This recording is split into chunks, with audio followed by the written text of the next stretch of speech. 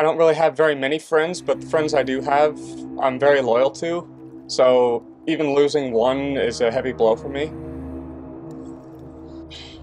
I want her found more than anything else in this world.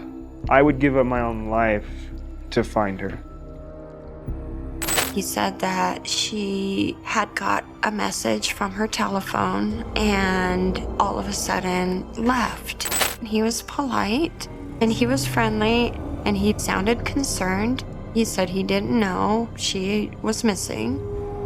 I thought she was just angry at me because I was playing the part of the concerned friend. I want her to be safe, and I want her to know that I want the best for her.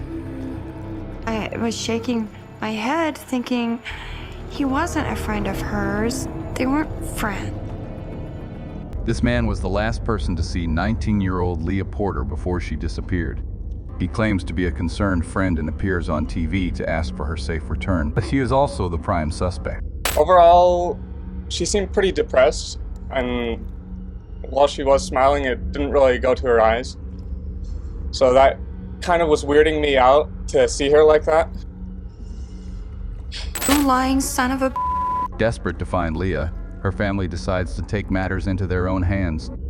What really happened to her would remain a mystery unless her own brother could bring down the man responsible for her disappearance. I would give up my own life to find her. I started making him believe that he was helping us look for her. The whole time, Max was recording this on his phone. Just start letting it out, man. I know it's hard. You gotta let it out right now. I need my sister back. Where is she? This is it. This is it. You think I'm just gonna let you walk away and drive away? Lea Porter lives with her brother Max, her mother Renee Jackson, and her stepfather Michael in Agua Dulce, California, about 45 miles north of Los Angeles. Renee went through a complicated divorce with the biological father of the children when they were very young, and now they have no contact with him. As they grow up, Lea's brother Max helps to give her stability and support, and they are very close.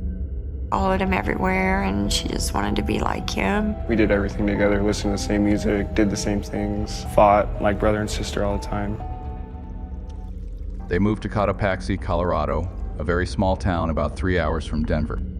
They can see mountains from their home, and it's a beautiful place to raise a family. What they didn't know before they moved is that it's part of what's known as Prison Valley, which has more than 10 prisons. This worries Renee when she finds out, but the family has a quiet start in their new home and the children make new friends at school. Lea graduates from high school and Max X graduates from Trinidad State College with a degree in massage therapy. He moves to California, working to start a massage therapy business. Lea hopes to follow in his footsteps at Trinidad State and get the same degree so they can eventually run the business together. But after Max moves, she struggles to stay alone at school. Max texts and calls his little sister whenever he can, hoping to help her adjust to college life. At first, her responses were quite positive, but over time, she texted me saying that she was having a hard time. She was depressed. She missed us. She missed her family. She missed her brother a lot. Renee receives a text message from Lea. She texted me and she told me that she loved me and that she hoped that I was doing okay and that she was trying to get her life together. And I texted her back and I told her I loved her. Renee tries to support her daughter in the best way possible, but Lea often doesn't tell her what's going on. 2 days later, Renee receives a call from her son, Max. He was frantic. He said, I have been trying to get a hold of Lee. She won't respond. I knew there was something wrong right away because I couldn't get a hold of her. It was just days of calling back and calling. Lea always responds to her brother and the family begins to panic. They do everything they can to look for her immediately. Renee pays Lea's phone bill to have access to her call records. She looks at the most recent numbers and starts calling them, hoping for answers about where she might be. One of the numbers belongs to a hotel. She calls and finds out that Lea stayed there with a man named Jesse on the 2nd of June. The last time Lea's family heard from her was on the 3rd of June, and they worry that something bad might have happened to her after her stay at the hotel. We needed to find Lee. We needed to spread the word that she was missing. Max flew in from California. Some of Lee's friends started making missing persons posters. Lea's mother calls the police and files a missing person report. She tells them what she found out about Lea staying at a hotel with a man named Jesse. The police take him in for questioning immediately, but he claims that he said goodbye to Lea at the hotel and didn't see her again after that. They don't find any evidence against him, and it's a dead end. The police still don't know if a crime was committed, and Lea's family needs answers. Renee knows that Lea is very close to her brother Max, so she turns to him hoping he knows more about what was going on with her before her disappearance. Max reveals that Jesse, the man Lea stayed with at the hotel on the 2nd of June, was her boyfriend. She told me Jesse was an amazing tattoo artist. But he lied about his age at first, and then later, after they clicked, then told her. She told me very specifically not to tell my mom anything. Jesse was already 38 years old when 18-year-old Lea met him. Max was worried about his sister. Far from her family and struggling with depression, was missing classes and spending more and more time with her much older boyfriend. The relationship quickly deteriorated, and Lea told Max that she was afraid of Jesse and his explosive temper. He also used drugs, and with all the pressure weighing on her, Lea started using too. Lea didn't want to tell us what was happening. I think she was just really having a bad time. I felt very conflicted about it because she didn't want me to tell my mom. I didn't want to push her away. Lea confided in Max, and he wanted to do everything he could to keep her safe, but knew that if he told others about it, she might see it as a betrayal. This could have broken her trust in him and pushed her even further down a destructive path. He continued to offer love and support to his sister, hoping to show that he would always be there for her. She told him that she and Jesse had broken up, and she was trying to find a job and start her recovery process.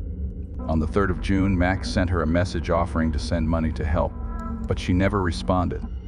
After her disappearance, Max tells his mother everything he knows. Renee is devastated to hear everything her daughter was going through. It broke my heart. Not Lea. You know, she's so against all that stuff. Max said that she was so afraid if I knew that I would hate her. I wouldn't have hated her. I love her. Max and his mother find out through one of Lea's friends that she was recovering and changing her life before her disappearance. Her family knows that she would not have simply run away without calling Max. They continue to do their own investigations, and Renee notices a recurring number in Lea's phone records. It is also the last number in the call log. The number was in Westminster, Colorado. It's a little town outside of Denver. When I called that number, a man answered. I said, "This is Renee Jackson. I'm Lea Porter's mother, and I am looking for my daughter." And he told me his name was Chris Waide. Chris Waide explains that he studied in high school in Cotopaxi with Lea. He said he was her accountability partner in the recovery process. Lea posted on Facebook about needing a place to stay after she and Jesse broke up. After seeing the post, Chris reached out and invited her to his apartment. He tells Renee that on the June 3rd they met and spent the day together, but Lea decided not to spend the night because, although they had studied together in high school, they were not close friends. Max does not know how dangerous Chris Waide can be or what he is capable of, but knows that he is the only one who can give answers and is willing to do anything for his sister. He has been exchanging messages with Chris, slowly gaining his trust. Max wants to meet, but does not want him to think that he will accuse him of something. After pretending to be on his side, Max manages to convince him to meet under a gazebo in a park. Chris thinks he is meeting with Max Axe and some of Max's friends, so that he can do a tarot reading about Lea, but Max has a different plan. When he started the tarot card reading, I put my phone on record and just put it down on the table without him realizing. I don't see any indication of anything or anyone who would want to harm her.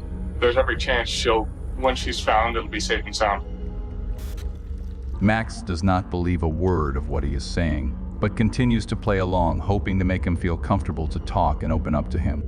He gently pushes Chris to talk about what really happened. Max knows that he has to be very careful when approaching the subject. Otherwise, Chris could discover his true intentions and stop talking to him. Max continues to act as if they were friends, pressing him for answers, but still encouraging him that he will be understanding no matter what. Chris, we just really need to know, man. You know what happened. Chris, please. They're gonna find out eventually. It's gonna eat you up. I won't hold grudges. You tell me right now what happened to my sister.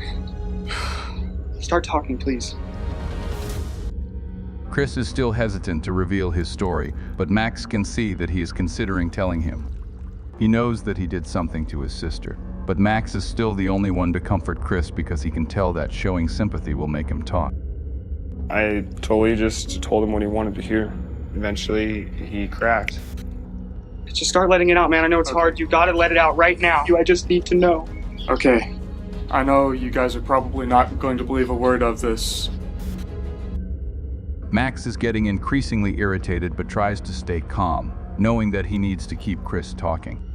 He even apologizes for questioning his story because, at any moment, Chris could decide to stop talking to him and he would never get the answers he has been trying so hard to find. Chris continues saying that Lea tried to stab him several times, but he dodged and grabbed her instead. He said that she tried to ask him for money. He wouldn't give it to her, so supposedly she grabbed a knife and tried to stab him. She grabbed the knife that I keep by my bed and tried to attack me, saying that she would stop attacking me if I agreed to buy drugs for her. She wouldn't do that, dude. She wouldn't do that, Chris. Stop lying. She wouldn't do that. I'm not lying. Keep going. I'm sorry. I'm sorry. I'm just over. I am not lying. Okay. Then he put his hand on her throat and started to strangle her. He said that he grabbed on her neck and he held on to it, and the knife was in between them, and all of a sudden she went limp, and then he noticed that he stabbed her through the sternum. I should not have done it, but I covered everything up. Where's your body? I'll get to that. Just please let me finish from... Yes, sir. Yes, sir. Max just found out from Chris Waide himself that he killed his sister. It takes an incredible amount of strength to keep his composure, but he is so close to hearing what he did afterwards. Max even calls Chris sir, so that he still thinks that Max respects him and so that he feels he can tell the rest of the story. I did the only thing I could think of, and God help me, I put her in the dumpster. I know you won't believe me, but I will be turning myself in to the police. It'll be within the week, I swear to you. No, you're going to jail right now. Where do you think you're going, man? You think I'm just going to let you walk away and drive away? You killed my sister. I freaked out and I jumped over the table and I started attacking him. And my friend tore me off with him. Get my phone. It has all this recorded. Call the cops. Max revealed to Chris that he had recorded everything and finally let out some of the anger he had been holding on to for so long. Chris Waide lied to everyone and pretended to join the search for Lea after he was the one who killed her. He even told her own brother that he thought she would be safe and sound. Max had had enough of his lies and knew that if he left, he could simply run away and never come back. He wasn't going to let him escape and made him call the police to confess to them. 911. Yes, I'd like to confess to a murder. Okay. The case is into the disappearance of Lea Porter. They didn't have to wait long before Chris Waide was arrested. The police had him under surveillance, so they watched the entire encounter happen. No one knew that they were under surveillance, including Max Porter. It's extremely rare that a family member would come in contact with a suspect while he was under surveillance. Max obtained a confession from the prime suspect, but his worst fears were also confirmed. Now he has to call his mother to tell her what happened to Lea. He was hysterical. And he said, "Mom, Lee's dead. Christopher killed her." Westminster 911, where's your emergency? My baby, my little baby! That guy just admitted he killed my daughter! Christopher Waide just admitted he killed her! Wade told the police department a different story than he told me, and that made me very suspicious of him. Christopher Waide finally confessed and gave his version of what happened that night. But after all his lies and changing stories, Lea's family doesn't believe he told the whole truth. In no way did I make any advances on her whatsoever.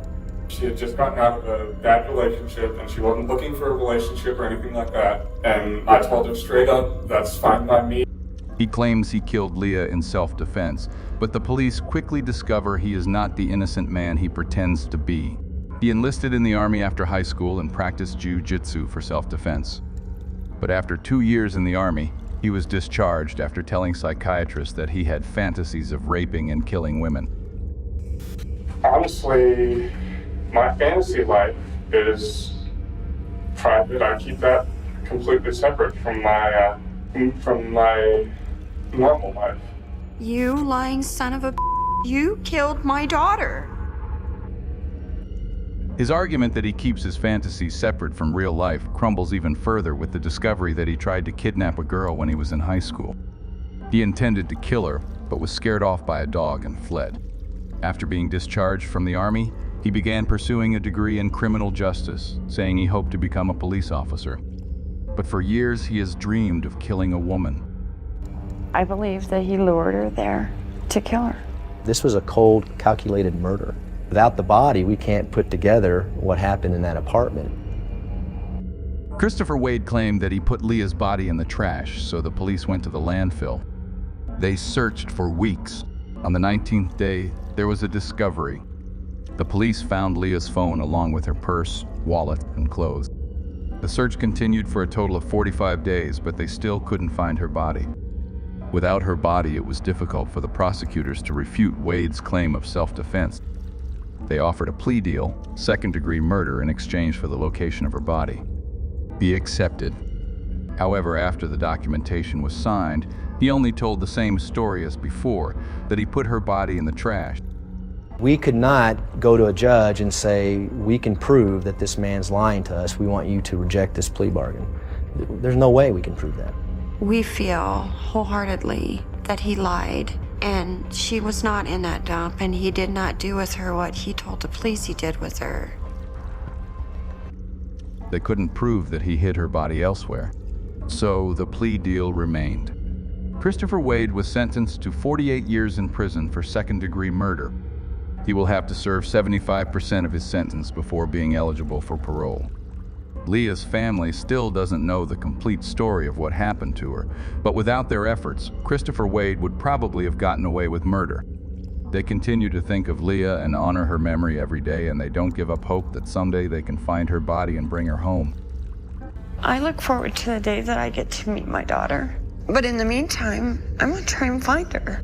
She needs to come home with us. She needs to be somewhere near her family. It took an incredible amount of courage for Max Nance not only to confront the man who killed his sister, but also to put all his pain and anger aside while pretending to befriend him to get answers.